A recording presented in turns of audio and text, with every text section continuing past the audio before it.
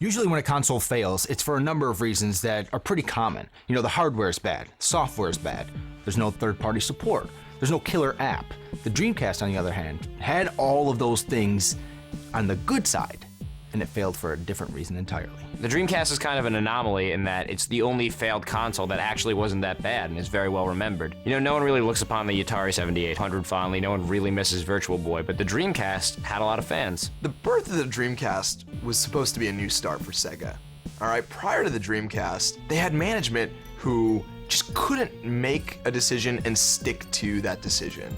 And we saw this in their previous generations of consoles. There was the Sega CD, there was the 32X, there was the Sega Saturn. These were all pretty decent ideas, but Sega put them out on the marketplace and then abandoned them almost immediately, burning not only the fans who bought them, but also the game developers who were developing games for them. If you're a fan of Sega, and all of a sudden they're releasing systems back to back within like 2 years of each other, it's gonna piss you off. You know, it's like I just dropped all this money on, you know, a new system, and then within a year you're talking about releasing something else? So that means I gotta drop all this money again to buy it? Electronic Arts is one of the biggest names in gaming because they make the best and the most popular sports games. And they were so mad that Sega had pulled support for the Saturn, they said, we're never going to work with Sega again. We're not going to develop for their consoles. And that was actually a really big blow because EA was known for all their great sports games, including, of course, Madden. Going into the launch of the Dreamcast, people were making fun of Sega. They were pissed. They'd been burnt a handful of times at this point. And people were just thinking, you know, fool me once, shame on you. Fool me a second and third time, still shame on you.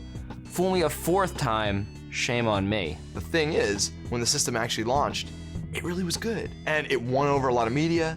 It won over a lot of gamers. So the Dreamcast actually broke a lot of new ground. It was the first 128-bit system, the first one with a modem, the first one with online play. It even had its own ISP called SegaNet. Even if nobody used it, but points for trying. Dreamcast was also the first console that had a web browser. There's still no web browser for Xbox 360, you know, that's a very forward-thinking thing they did. It was one of the first video game systems that actually used Microsoft Windows as its platform, making it easier for developers to make games for it. They were gonna make the memory cards little mini consoles unto themselves, and it gave the function of a little screen only on the controller, and you could use it, say, in a football game to pick your play without the other person seeing. And you could also pull the VMU out of the unit and play little mini games on there. I think they had a little Tamagotchi game on there. It's like a little, you know, virtual pet game. And unlike pretty much any console launch before or since, they kicked it off with a great slate of launch games, including Soul Calibur, one of the greatest games of all time. Soul Calibur is just a well-rounded, top-notch package. You know, it's got the graphics, the sound, it's fun to play, it's accessible but also deep. It's just a great game. Look at Midway's Ready to Rumble. It's really fun, it was a great party game. I mean, it did everything right. So even though EA wasn't making sports games for the Dreamcast, Sega said, you know what, we'll just make our own sports games. Thus was born the 2K Sports Series, which was just as good as anything EA was putting out. Sega's NFL 2K series actually ended up rivaling Madden, both in sales and critical response. It earned a reputation as one of, if not the greatest sports gaming console ever. They didn't earn that reputation with EA's help. They earned it by making their own badass sports games. The Dreamcast got off to a great start, and the people buying it were video game fans. They were buying a lot of games for it. So at first, it looked like it was a very promising new system. You know, in 3 weeks, the Dreamcast sold more than 1 million units in America. It's pretty wild. The problem, the complicating factor here was the rumors and eventual announcement of the launch of the PlayStation 2. You may not believe this today, but back then the name Sony was associated with a pleasant, fun gaming experience. Them even just announcing the theoretical existence of the PS2, well, that just took all the wind out of Sega's sails. Even though PlayStation 2 was still a year and a half away, Sony had developed a pretty strong following. They released a lot of great games for PlayStation 1, and they were still releasing pretty good games for PlayStation 1, and Sega realizes between them and Nintendo, they don't really have much time left. So despite all that, the Dreamcast still had a really fantastic first year. A lot of classic games came out of that era. Soul Reaver, Choo Choo Rocket, Sonic Adventure, and a huge library of sports games, of course. I played a lot of Marvel vs. Capcom 2 on Dreamcast.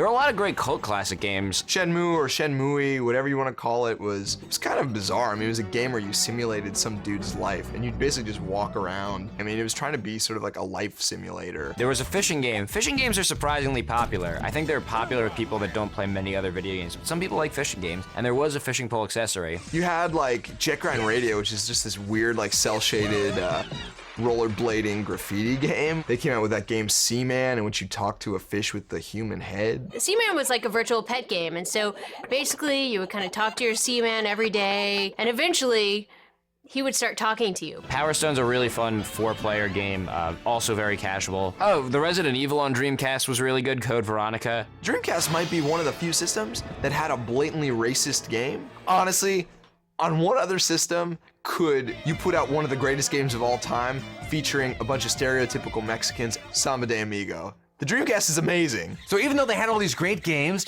quality costs money, and the bean counters figured out that they had to get the Dreamcast into about 5 million homes for it to start making a profit. When you sell an advanced piece of technology like a game console, it has to be big or fail. There's not really an in-between. It's a very expensive proposition, and the Dreamcast needed to be very successful very quickly. So there's nothing sadder than a desperate game company, and after the PlayStation 2 came out, Sega got really, really desperate. First they started cutting the price. They made it $150 and said, look, it's half the price of a PlayStation 2. Forget it, didn't work. They went as far as to say, hey, if you sign up for SegaNet, which is their online service, we'll give you a Dreamcast.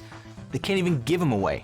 That didn't work. And then, I mean, this is the kicker. The PlayStation 2, when it came out for the holidays, they could not meet demand. They shipped about half of what they promised. They're supposed to ship 1 million units. They only ship 500,000. So what does the Dreamcast people think? Wow, this is a great opportunity for us to capitalize on the PS2 shortage. We're gonna have a really good Christmas because there's 500,000 people who are not getting a PS2. Well, they gotta buy something. What happens? People are like, you know what? I'd rather have nothing for Christmas than a Dreamcast. They couldn't even sell Dreamcast at Christmas. Even with no PlayStation 2, they couldn't even sell Dreamcast at Christmas. That's kind of sad. People had to wait until March to get a PS2 rather than have something under the tree. And they were willing to wait until, March of the next year to get their system. And that just shows you the stark contrast between the brand loyalty that Sony has and the brand loyalty that Sega could never muster. Sega is a company whose years of BS finally caught up with them at the worst moment. It caught up with them when they finally launched a system that was amazing. At this point, Sega realizes their brand has no strength anymore in hardware, and they think, let's just get out of this. We can't do this. And then in 2001, a mere 18 months after it launched, Sega pulled the plug on the Dreamcast, playing true to form and surprising absolutely no one. They said they needed to sell 5 million consoles, and they only got to 3 million. They realized they were never going to get to 5, so they kind of pulled the plug.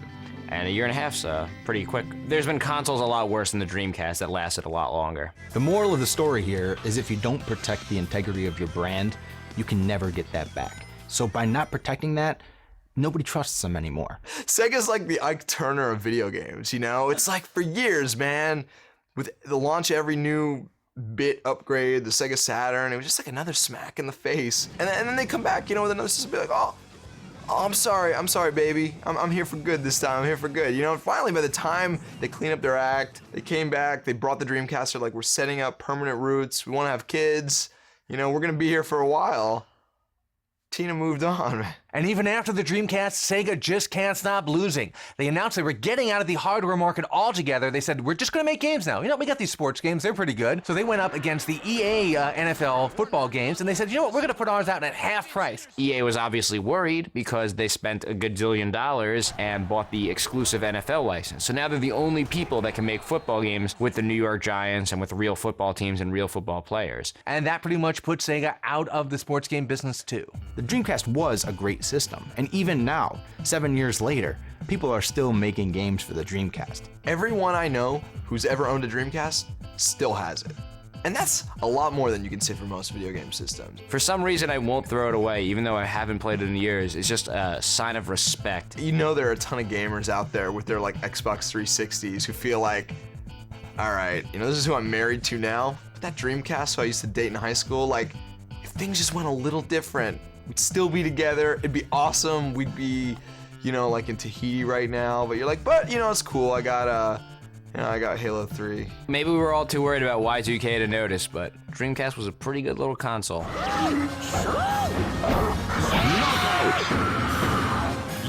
win!